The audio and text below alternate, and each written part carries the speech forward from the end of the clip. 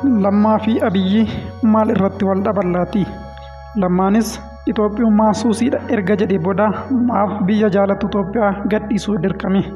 Lammaan maaliif callisa filate? Maaliif miidiyaan bahee haala keessa jiruun dubbatu? Lammaan eessa jira? Akkamitti jira? Kun gaaffii ilmaan Oromoo hedduuti. Tibba kana immoo mootummaan Abiyyi Ahmad Lammaan biyya Xaaliyaan irraa qabame gara biyyaatti akka deebisamuuf yaalii isaa irratti gochaa akka tures maddeen ni agarsiisu. Kun yoo ka'umsi isaa maalidha laati?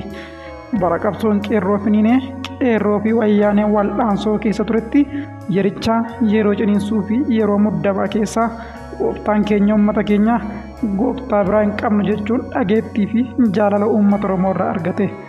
Yerichaa yerootti Oppiidoo wayyaaneef ergamaa turte keessaa yerootti uummanni Oromoo fi Oppiidoon diina waliif turetti yerootti Oppiidoo wayyaaneef ergamte uummata Oromoo ciniinaa turtetti obbo Lammaa Magarsaa Oppiidoodhuma keessaa as ba'uun gooftaan keenya uummata keenya jechuun uummataan jaalatamee faarfamuu eegale. Obbo Lammaanis imala qabsoosaa qabsoo qeerrootti makuudhaan wayyaanee dura dhaabbachuu eegale. Pirezidaantii ta'urraa haga qabsoo hoogganuutti qabsoo hoogganurraa haga aangoo dura taa'ummaa Oppiidoo dabarsee Abiyyiif kennuutti wayyaanee walitti gaarreeffachuurraa haga hooggansa haaraa tiim Lammaa hundeessuutti tiim Lammaarraa eegaluun haga Abiyyi akka muummee ministeeraa ta'uuf haala mijeessuutti aangoo pirezidaantummaa naannoo Oromiyaarraa haga ministeera raayyaa ittisaa ta'utti ministeera raayyaa ittisaa ta'urraa haga walitti baqinsa paartilee fi hundeeffama paartii badhaadhinaa mormuutti anaa fi Abiyyi du'a qofatu addaan nu baasa jechuurraa haga Abiyyi waliin wal dhabuutti Abiyyi waliin wal dhabes mana isaa keessatti hidhamee ji'a ja'aaf haga mana isaa turuutti hidhaa ji'a ja'a mana isaa keessa erga turee booda haga biyya isaarraa godaanee Xaaliyaanitti godaanuutti yeroo ammaa kana immoo mootummaa Itoophiyaatiin hordofame biyyatti akka deebisamuuf haga yaaliin isa irratti gaggeeffamutti obbo Lammaa Magarsaa seenaa akkamii dabarsee laata? Haala akkamii keessa jira laati? Namoonni isatti dhiyoo fi isa waliin hariiroo qaban maal jedhu? Waan odeeffannee fi miidiyaalee irraa argannee walitti qabannee hedduu dhageessu haga dhumaatti na waliin tura. Egaa daawwattoota keenya warri chaanalii keenya haaraa taatan immoo sabiskiraayib gochaarra na dhaggeeffadhaan dhaamsa kooti. Kun chaanalii keessan gammee miidiyaadha. Oduu haqa ta'ee fi dhugaa ta'e guyyaa guyyaan asirratti argattu. Dubbii keenya dhimma lammaatti yeroo deebi'u dhimma maaster pilaanii fincila Oromiyaa keessaatiif ka'umsa ta'e irratti yeroo qaamni mootummaa maaster pilaaniin hojiirra akka ooluuf hojjetaa ture hawaasni bal'aan garuu mormee wal'aansootti jirutti Lammaan waltajjii tokko irratti dubbii dubbatanii uummata dallanee turetti aara galfii uuman. Gooftaan keenya uummata miliyoona 50 qabannee maaliif akka sodaanu naaf hin galu jechuun uummata aara galfachiisan. Dubbichis kunooti. Filannoo biraan qabnu warri gamaaf gamana ilaalloo jiran. Gooftaan keenya uummata naannoo keenyaati. Gooftaa biraan qabnu gooftaa biraaf sagaduun nurra hin jiraatu.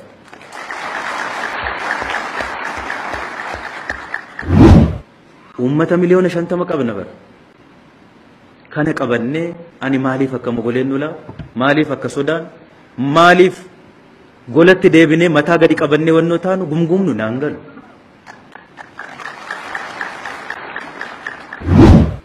Filannoon nuti qabnu filannoo tokkoof tokkodha.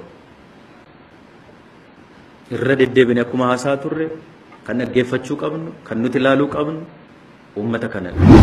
Kanaaf filannoon keenya dhaabbannee ammas akkuma irra deddeebine dubbataa turre dhaabbannee ciniinnannee uummata kana waliin taane uummata kanaaf hojjechuu kan nu baasuu danda'u. Qabsoon ammaan booda hadhaadha. Qabsaa'onni waan nuti baruu qabnu qabsoon ammaan booda hadhaadha. Maaltu hadhaasa taasisa? Yeroo nuu kennamte yeroo gabaabduu tokko. Lammaffaa uummata cal jedhee ciisee nu laalu miti. Waan barbaanne akka barbaannetti tonu hojjennu ciisee nu laalu miti. Nu dhaggeeffatu miti uummanni kun. Uummata barcumni nu irra teenyu barcuma akkasumatti nu baatee irra teenye oollee bullatoon ta'in barcuma abidda of jalaa qabdu barcuma nama gubuudha. Barcuma nama gubu kanarra yoo hojjenne irra oollee buluu dandeenya. Yoo kana ta'uu baate dhaabiitti nu gubu. Onkoloolessa bara 2016 aangoo pirezidaantummaa mootummaa naannoo Oromiyaatti erga muudamanii naannoo gaaffiin uummataa keessaa danfaa ture kana dubbii afaaniitiin aara galfachiisuu eegalan. Lammaan pirezidaantii Oromiyaa wayita turanitti gaggeessitoonni siyaasaa ciccimoo fi hayyoonni garaagaraa hooggansatti makaman. Akkasumas kanneen garaagarummaa siyaasaatiin dhiibamanii turan gara hooggansaatti dhufanii gareen maqaa masoo tiim Lammaa jedhamu uumamuu danda'e. Kun kanaan utuu jiru saffisanii eegamneen tiim Lammaan diigame. Lammaanis inumaayyuu biyyaa ba'e wanti baay'eenis akkan eeggamne ta'e.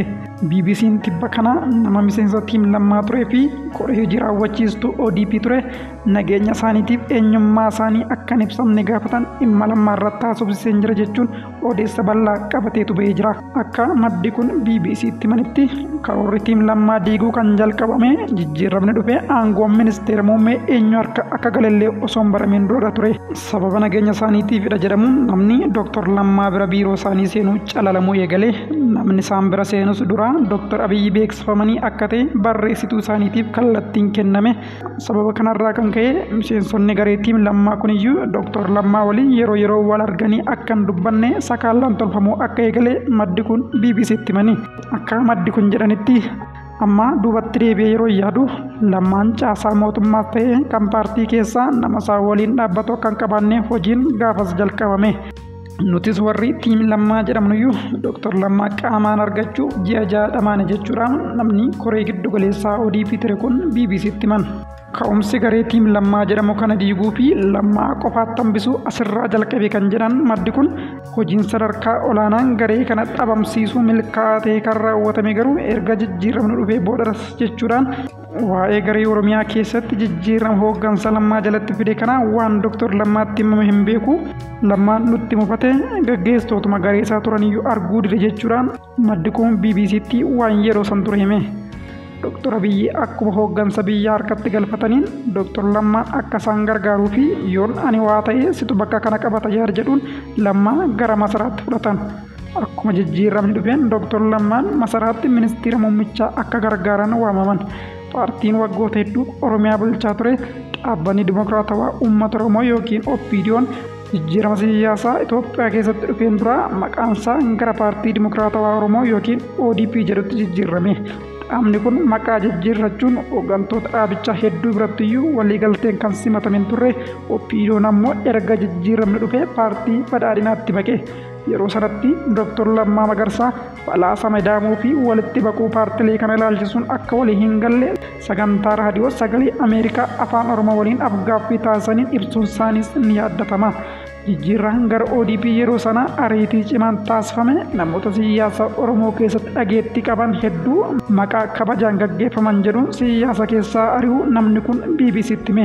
Hundeeffamuu ODP kanarratti koreen hojii raawwachiistuu caasaa dura ture hunda baasuun warra Dr. Lammaa waliin wal hubannaa qaban hundi baafamanii hojiin Dr. Lammaa qofaatti hambisuus hojjetamaa akka ture namni kun himan. Jijjiirama dhufe kana osoon bakkaan hin geenye ani yoon waa ta'e gaaffiin Oromoo karaatti hafaa. Kanaafuu ati federaala dhufuu qabda jechuudhaan Dr. Abiyyi Ahmad Lammaadhaan gaafatan.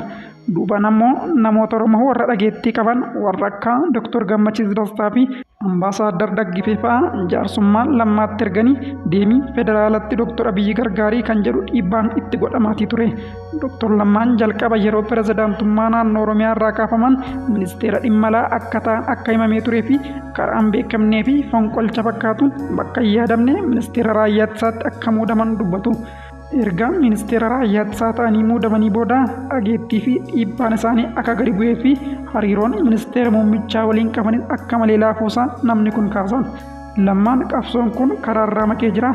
Muummichi kallattii nuti qabsoofneef irra hin jiranii abbaarrummaa haaraatu ijaaramaa jira kan jedhu namootatti dhiyaatu waliin dubbachaa turanii yeroo gabaabaa keessatti Oromiyaarraa kanaan booda barbaachisummaan Lammaa akka dhumetti adeemamaa ture jechuudhaanis namni kun waan yeroo sun ture dubbatu.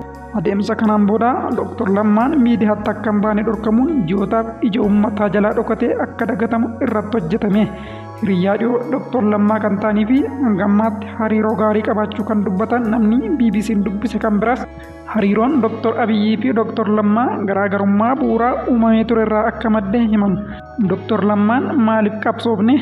Maaliif jireenya keenya irratti murteessinee aarsaa kanfallee uummata kanaaf jennee erga aarsaa kanfallee gaaffii uummata kanaa deebisuu dursaa goonu gaaffii Oromoon lakkaa'ee nutti kenne kana deebisne isa kaan itti aansina kan jedhu ejjennoo qabu.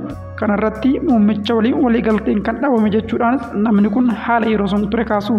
Lammaan aangoo fi miseensummaarraa akka dhiibamu ta'ee jedhamee kan hojjetameef dhageettii guddaa waan qabaniif uummanni nu caala isaan dhaga'uu danda'a sababa jedhuunidha.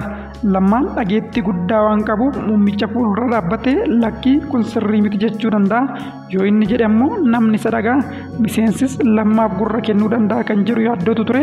Kanarraa ka'uudhaanis lammaa taphaan ala gochuun murteessan jechuudhaan namni lammaa afaan hariiroo gaarii qabu kun BBC'tti hime.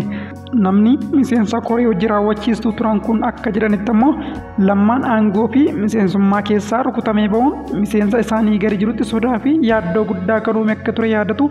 Muummichi ministeeraa lammaa nama mana ga'u kan rukutee aangoo irraa re'e nu ammoo lafumarraayyuu nu balleessuu danda'a kan jedhu miseensa kaan biratti sodaa guddaa uumee akka tures namni kun kaasan.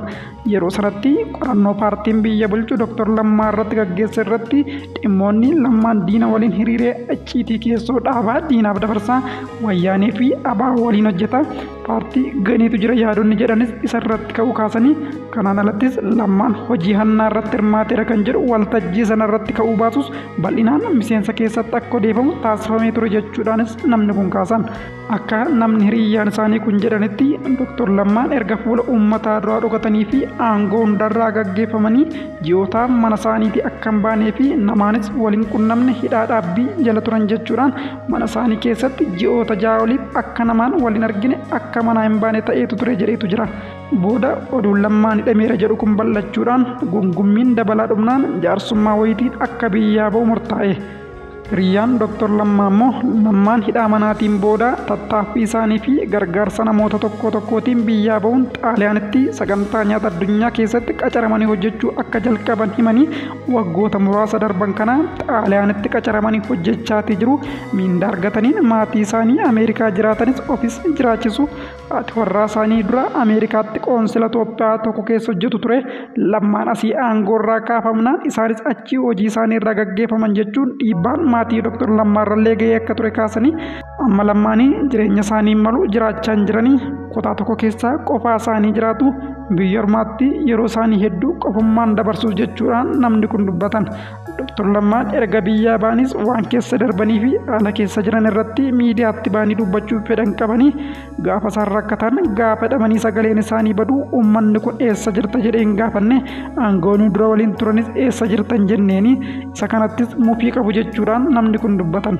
Anatu siyaasa kana jala dhaabbate yoo ta'ee fi anatu dogoggore yoo ta'e mi'aa hojjetanii yoon callise wayya kan jedhuun callisuu filatanii dubbadhee rakkoo uumuun barbaadu jechuudhaanis obbo Lammaan callisa filatan jechuudhaanis namni kun yaada kaasanii.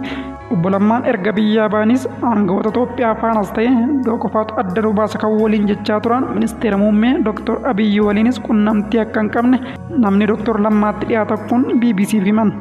Ji'a darbe kana keessa immoo biyya jiraatan Xaaliyaanitti namoonni mootummaa Itoophiyaa irraa argaman hordoffii akka irratti taasisaa turanii fi bakka amma jiraachaa jiranitti yaaddoo akka qaban namni kun himaniitu jiru.